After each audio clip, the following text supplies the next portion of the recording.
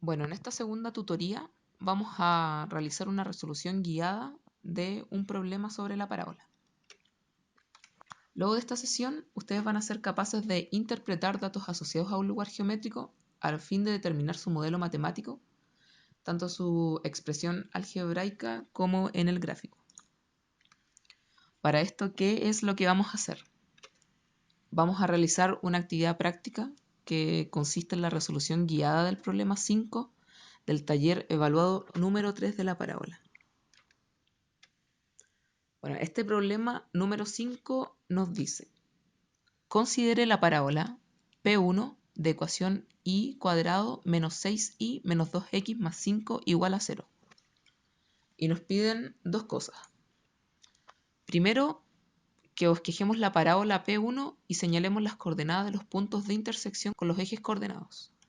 Los ejes coordenados son el eje Y y el eje X. Y para poder graficar la parábola de forma adecuada tenemos que considerar los siguientes datos, que son el vértice, el foco, la directriz, el parámetro y también la intersección. Bueno, primero tenemos la ecuación que nos dan, que corresponde a su forma general o ecuación general, y tenemos que llegar a desarrollarla para poder obtener la forma ordinaria o canónica.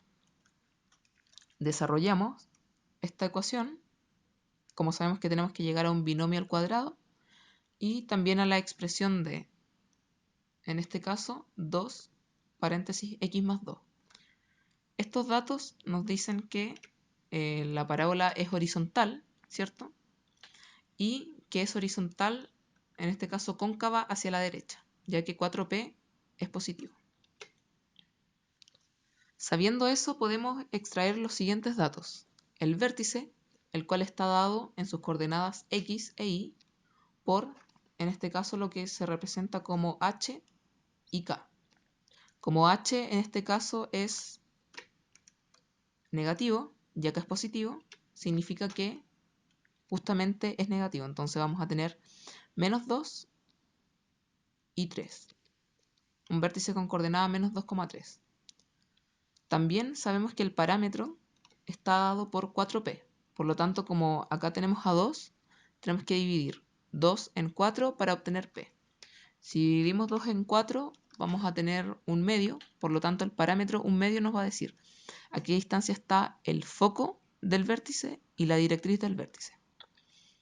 Para saber el foco, tenemos que, como es cóncava hacia la derecha, sumarle al vértice un medio y restarle un medio para saber la directriz.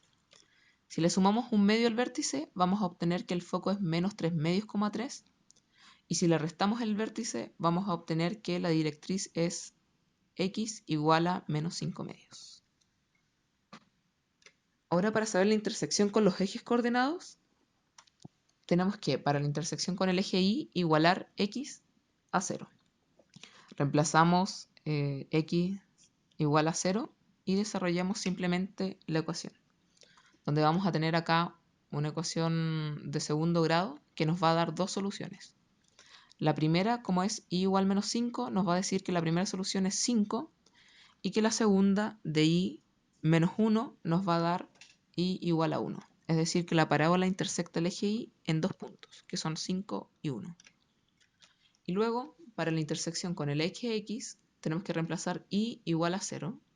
Lo reemplazamos y nos quedamos con una sola incógnita que es x. Despejamos esta incógnita y vamos a tener x igual a 5 medios. Por lo tanto, la parábola además va a intersectar al eje x en 5 medios. Luego, teniendo todos los datos que nos piden para graficar, simplemente ubicamos la parábola. Ubicamos el vértice, el foco, la directriz, la intersección con el eje Y, que es 5, y también 1, y la intersección con el eje X, que es 5 medios. Y pasamos solamente a graficar la parábola y tenemos resuelto la parte A del problema 5. Luego tenemos la parte B del problema 5, que nos dice: determine la ecuación de la parábola P2, cuyo vértice de ordenada menor que 3 es el punto de intersección de la parábola 1 con el eje Y. Si se sabe que 2 raíz de 2, 0 es el punto de la parábola 2 con el eje X. O sea, primero nos dicen que el vértice de esta nueva parábola tiene de ordenada menor que 3. Por lo tanto, nosotros sabemos que la intersección con el eje Y de la parábola anterior era 5 y 1. Y como tiene que ser menor que 3, entonces el vértice de esta nueva parábola va a ser 0,1. Y además tenemos que la intersección con el eje X es 2 raíz de 2. Ahora con estos datos podemos identificar que esta parábola, que tiene vértice 0,1 e intersecta el eje X en 2, raíz de 2, puede ser horizontal, pero también podría ser vertical, en el caso que este punto de intersección con el eje X no fuese el único punto de intersección. Tomando el primer caso, si fuese horizontal, entonces nosotros tenemos que desarrollar la ecuación con los datos que tenemos. Tenemos el vértice, que lo reemplazamos acá, ¿cierto? 0, en este caso es h, y 1 pertenece acá. Pero además, como no tenemos 4p, utilizamos el dato que nos dieron de intersección con el eje X para reemplazar 2 raíz de 2 en X y 0 en Y. Reemplazamos los datos y vamos a llegar a desarrollar esta ecuación con la idea de despejar en este caso nuestra incógnita, que es P. P en este caso nos va a dar 1 partido por 8 raíz de 2 y por lo tanto vamos a tener el parámetro.